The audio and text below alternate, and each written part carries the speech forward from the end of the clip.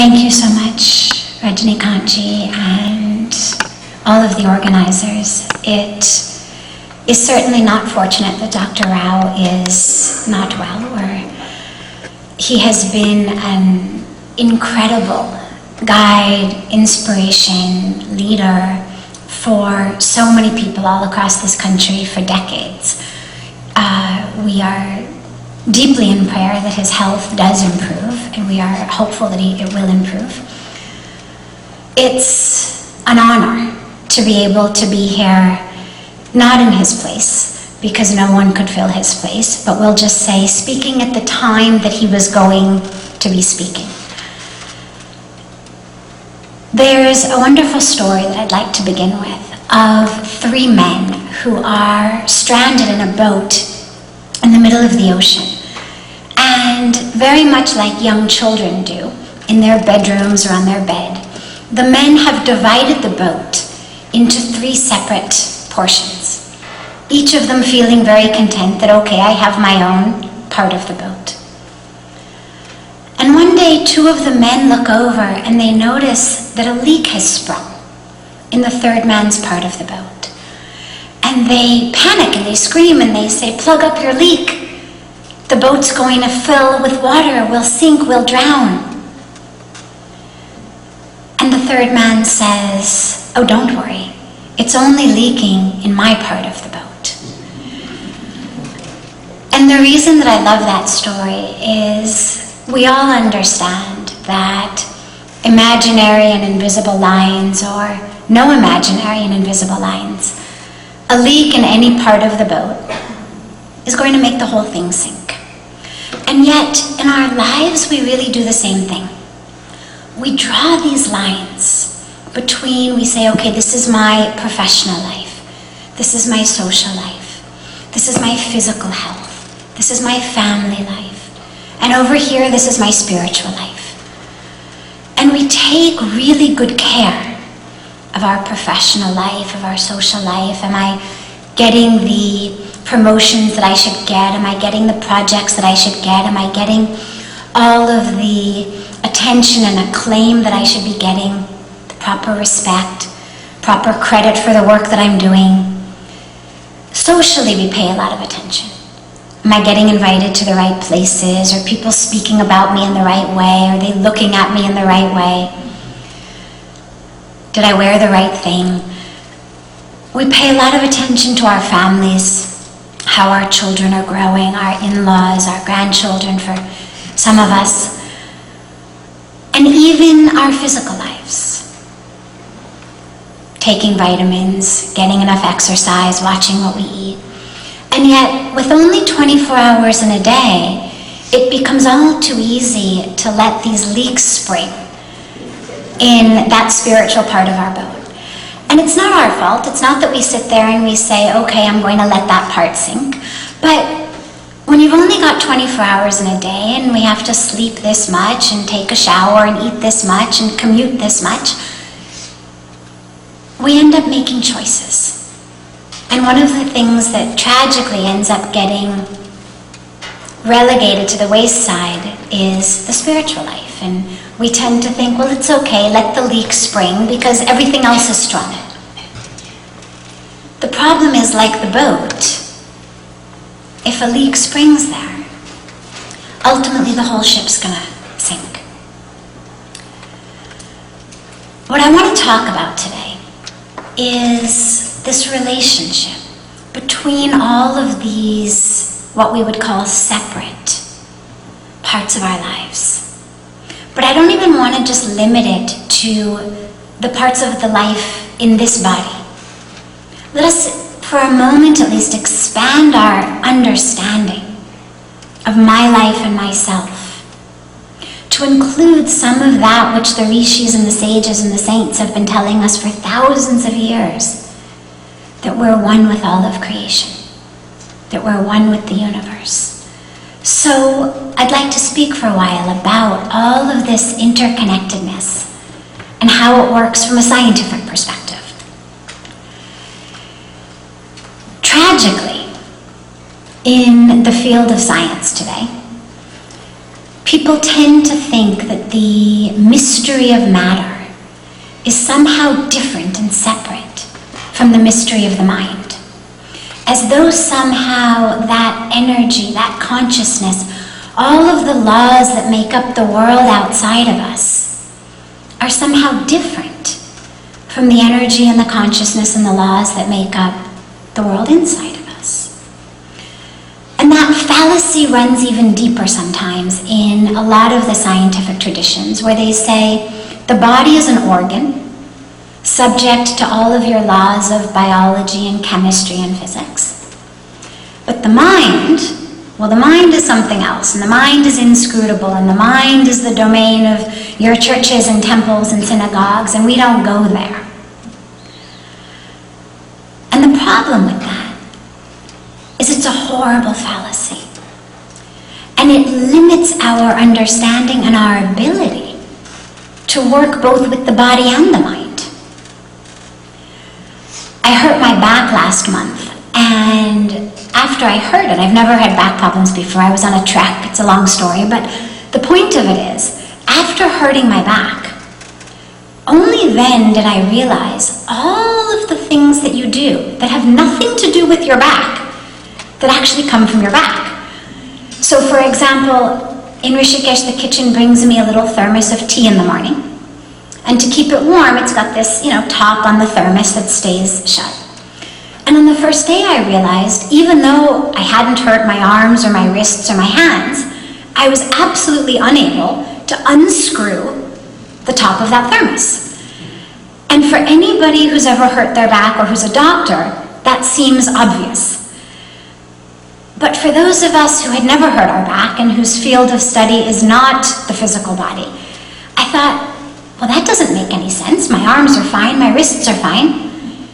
How is it that hurting my back has rendered me incapable of unscrewing a thermos of tea? And then you say that to a doctor and he laughs, because he knows, of course, that everything's connected, that of course everything you do stems from the back, even when we don't realize it. And what the field of psychoneuroimmunology has been talking about in recent years is the fact that the mind, and when I say the mind, I'm using it in a really broad, general way to refer to what we think, what we believe, what we now refer to as psychology, spirituality, faith, all of that your traditional modern Western science calls mind and therefore dismisses. Psychoneuroimmunology is teaching us, no, wait. Just like everything you do actually comes from the back, whether you realize it or not, in the same way, what goes on in this mind, this inscrutable mind, actually is directly connected to almost everything that goes on in the body. And even to that which goes on outside what we consider the body. What we'll call, just for the sake of the discussion, our extended self. And then we begin to realize the incredible potential and the power of, if we can get some level of our minds, our thoughts, our beliefs, our psychology, into our level of awareness and consciousness, and therefore control, how much in our physical world and in the world around us then becomes possible to change. I want to give you just a few examples so you know what I'm talking about. If I practice the piano, and I sit down and a piano teacher, I've never played the piano, and if a piano teacher teaches me a particular song on the piano, and I practice it every day for 2 weeks, the part of my brain that makes those fingers learn how to do this actually will change during the course of those 2 weeks. This is now considered traditional regular neurology. Nobody would argue with that. We now know that. We have brain scans that show that. Practice of this is going to change the part of my brain of the fingers. But here's what's interesting. If instead of practicing the piano, The piano teacher showed me how to do it, but she never actually let my fingers touch those keys. Instead of practicing the song she showed me, I only had to sit there for 2 hours a day and imagine myself practicing the piano. The fingers never moved. Those brain changes would still take place. And not only would the brain changes take place, but at the end of a 2-week study, if you take half the people and you allow them to actually practice the piece for 2 hours a day, and the other half the people, and they have to simply sit and imagine themselves practicing the piece for 2 hours a day, at the end of those 2 weeks, both groups will be able to play the piece comparably. And the brain changes will be comparable. So the question then becomes, well, if my fingers haven't actually practiced, but now when I have to play, my fingers have to play, what's been practicing? Where exactly does the mind, or in this case the imagination even, which is sort of a derogatory term in science, where does that end and my fingers begin? If practice is something in the hands, and all I've done is sit quietly and imagine myself doing it, what's happened? We look at pain. Now, pain is something that most doctors and scientists feel is a pretty physical phenomenon. We know how pain receptors work. We understand how the sensations travel from our body into the spinal cord, up into the brain, how they're perceived. We understand how to give medicine or injections that block pain receptors. So there's really a science of pain. Then you get amputees. People who have lost an entire limb. 50% of them experience what's called phantom pain. They continue to have pain in a limb that has been removed. Not 1% of those we can say are crazy or psychosomatic or whatever. About 50% of amputees have phantom pain. Where is that pain? What part of the body is sending a signal to the brain that says I'm in pain?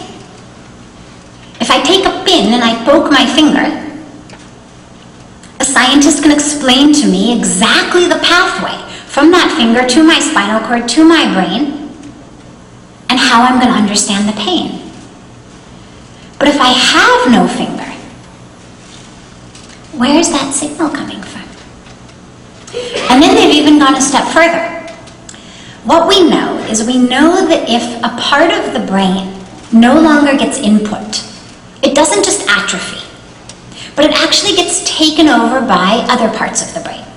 It's very much like if any of you have children and you've had siblings who have shared a room, for example, and while both of them were in the room, the line was very clear. This is your half, this is my half. And they were very good. They didn't cross over. Then one of them goes to university or off to summer camp. And very, very quickly, the one who's left behind starts to occupy the other half of the room, such that by the time the one who's gone off to university comes home for Christmas vacation, they find there's no space left for me in my room. The brain does something similar.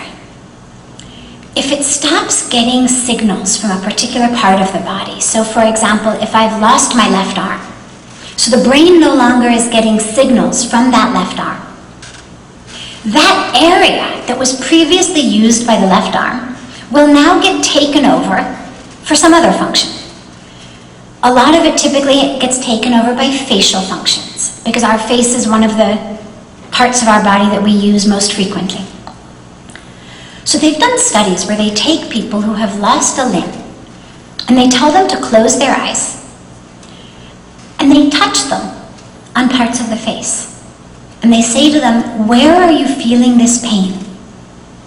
And they feel it in the limb.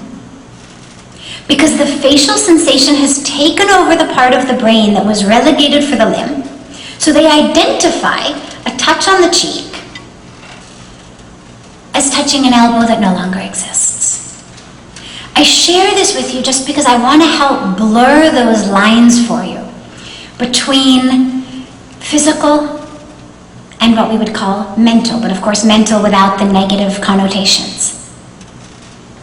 Or physical and objective versus what we would call psychological or subjective. If you get patient after patient, amputee after amputee, who with a Q-tip on their cheekbone says, I feel it in my elbow, we no longer can just say, well, yeah, when they amputated the arm, they must have, lost their senses along with it. Something else is going on there. With the immune system, we recently have learned that the neurotransmitters that are released by our brain, which we would call your emotional neurotransmitters, serotonin, norepinephrine, our immune system cells have receptors for these. Now, doctors and scientists know that if there's a receptor for something, it means there's communication. God's plan is perfect. God doesn't waste energy. He doesn't put things where they don't belong. So it's not like every single cell has receptors for everything. If there's a receptor for something on a cell, it means it is designed to communicate with whatever the chemical is that fits in that receptor. And if we have receptors for serotonin and norepinephrine on our natural killer cells that we had previously thought were completely separated from our emotions, what suddenly this tells us is, wait, they're actually communicating. We may not yet have a measure of how they're communicating. We may not yet be able to map the communication, but we can rest assured that God has not stuck those receptors on the immune system cells if they are not communicating with these emotional neurotransmitters, which explains why one of the phenomena in medicine is you've got 20 people sitting in a room, one guy with the flu sneezes, out of that room 2 people walk out with the flu, 4 or 5 walk out with, a little bit, they go home, they take some vitamin C, they recover, and a handful of people, it's like nothing happened. We know that. We know that if a guy with the flu sneezes in a room of 20 people, 20 are not going to walk out with the flu. So there's some variation going on here. And what we're starting to see is that a lot of that variation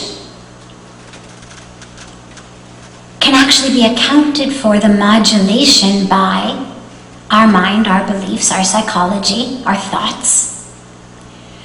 There's a term in neurology where they say neurons that fire together wire together. And it's really common. Everybody knows about Pavlov and his dogs. So we have a situation where the dogs hear the bell ring. The neurons for hearing that bell fire at the same time that the dogs get this food. Naturally they salivate. So of course now the neurons for telling the mouth to salivate fire at the same time. So slowly over all of these weeks and months, these neurons that are firing together, hearing the bell and salivating, wire together, which was why Pavlov was able to show that simply ringing the bell, he was able to make these dogs salivate. But when we take it into human life and we take it into the fields of psychology and consciousness and spirituality, we have a situation, for example, where a young girl in her childhood, every time her mother shut off the light or her father shut off the light of her bedroom, they beat her. Or her brother with whom she shared the room beat her or raped her, whatever it was. As the brain became aware of the change from light to dark, that light switch got shut off, so did all of the neurons of anxiety and fear start to fire because she knew she was just about to get beaten or raped or whatever. So slowly, we've got darkness and fear. Now we have an adult who's afraid of the dark, which most of us would consider a psychological phenomenon, an emotional issue. We'd say, get over it, grow up. But what what we now realize neurologically is that getting over it, any psychological or spiritual or emotional treatment of this woman, is literally going to have to require a rewiring of her neural networks. Until and unless the darkness neurons get unwired from the fear neurons, you can tell this lady over and over again, you're safe, it's okay, it's okay, it's okay. But those neurons are going to keep firing. So any work with her is going to have to be aware of the fact that we've got neurons that are firing together because they've been wired. And therefore, how do we unwire them? So again, we've got these fuzzy lines now between hard science, neurons have wired together, and psychology that says, get over your fear of the dark. And of course, rewiring neurons is actually a lot easier than it sounds. I'll talk about that later. But the point is, for those of us in any kind of helping professions, we have to be aware of the fact that it's not always quite as easy as it sounds. For those of us whose neurons have not been wired for darkness and fear, it seems very simple. Get over it. Meditate. Pray. Have faith. But until I can create a change in the neuronal network, it's not going to work, and then she's going to feel like a failure. Lastly, there have been some studies over the last several years at some of America's best universities. Duke University did a study a few years ago. They ended it a few years ago. It was a longitudinal study for 10 years where they studied a huge cross-section of America's population. And actually what they were looking for was lifestyle issues and how they related to longevity. Mortality, death, and morbidity, illness. And they found many, many things in the study. But one thing they found was amazing. At the end of the study, having controlled for smoking, drinking, diet, exercise, everything that we identify as health factors, people who regularly attended a place of worship were 25% less likely to die of any cause during the course of the study than people who didn't. Now this is amazing. First they thought it was because places of worship must tell people don't smoke, don't drink, get your exercise. So they controlled for all of that.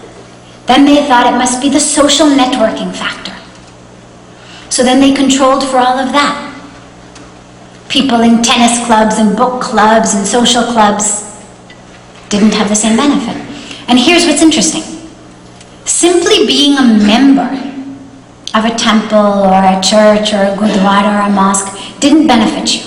You actually had to go. Paying your dues didn't give you any inoculation. You actually had to show up. But it made them 25% less likely to die of any cause in 10 years. Now, we still don't know why. Lots of different researchers have lots of different theories. Nothing has been proven. What we do know is that we're not handing out multivitamins as prasad. We're not running medical camps next to the temple. It's not that the food that we serve is somehow pure or more organic or that the air is cleaner. So something else, something in the very presence of that faith that drives us to temple, that makes us not only pay our dues but actually show up, is actually inoculating us against illness and death. Along with this, Dartmouth did a study of heart attack patients. And when you entered their hospital after having a heart attack, on the intake form, in addition to all of the other questions that they ask, they added a question. And the question was, how religious are you? And there were 3 choices: very religious, somewhat religious, and not religious at all. after 6 months, those who had marked not religious at all, there was about an 11% rate of having had a second heart attack, which was fatal. Now, doctors and cardiologists know that that rate is pretty standard. In the 6 months after a first heart attack, approximately 10, 11, up to even to 15% of patients will have a second fatal heart attack. So that was standard. But those who marked very religious? Any guesses? 0. Not one. Again, they don't yet know how. They don't yet know why. But what we know is something is going on. That there's something about what we think, what we feel, how we think, how we feel, how our psychology operates, that's not only keeping us more grounded, more centered in our lives, but that is actually impacting our brains, our immune systems, the organs of our body. And what that does then is it opens up an incredible field of potential. I saw on a recent drive in this country, on a church sign. You know, outside of the churches, they have signs that sometimes say really beautiful things. And this one said, "Watch your thoughts and see your future." Watch your thoughts and see your future. And I thought about it, and I realized, yes, exactly. This is exactly what's going on. And this, of course, is what the rishis and the sages said to us thousands of years ago. But now science is showing it. We would never get into a car if it didn't have a steering wheel. Or if it had 10 steering wheels. Or if we couldn't make the steering wheel go. We'd understand very intuitively that if I can't turn this thing or steer this thing, I'm not going to get where I want to go. But with our minds really are the thing that have the potential to create our future, to take us where we're going. And yet, we spend so little time, so little energy on understanding that we're not able to go where we want to go in our lives. We've talked about the impact of our minds, our brains, on our own physical self. But now I want to just expand this a little bit into the extended self, the world around us. Many, many, many years ago, they started talking about studies that if you sang to your plants, they would grow faster. I'm sure we've all heard of those. And suddenly everybody started singing to their plants and singing to their trees. But what we now know is you don't actually have to sing to them. Yeah, singing works. But simply sitting there and loving them. Simply thinking love-filled, healing-filled, divine thoughts, silently, without even sticking a hand on these plants, actually makes them grow faster. And you don't have to be a miracle healer. You don't have to be one of those guys who can do all of these miracles. Ordinary, regular volunteers chosen at random will make plants and trees grow taller, grow faster, give more fruit, be less susceptible to all kinds of illnesses and diseases. They've even done an amazing study where they have something called a random number generator. And what a random number generator is it's very much like someone flipping a coin. If I flip a coin 100 times, I should get 50 heads and 50 tails. So that's what this random number generator does, is it does it automatically. And if you run it, it gives zeros and it gives ones. And if you run it enough times, you'll get 50% zeros and 50% ones. Unless you stick someone sitting next to it and you tell that person, as hard as you can, think 0, 0, 0, 0, 0, 0, 0. So we're not only now talking about operating on other living beings like plants and trees that we could say, well, they're connecting to us, we've united, and now we've got a machine. You sit somebody next to it, and you tell them, think as hard as you can, 0, 0, 0, 0, 0. And they end up with about 55 to 60% zeros, or ones, whatever that person is thinking. Which, if you know statistics, is really statistically significant. If you can take a percentage from 50% up to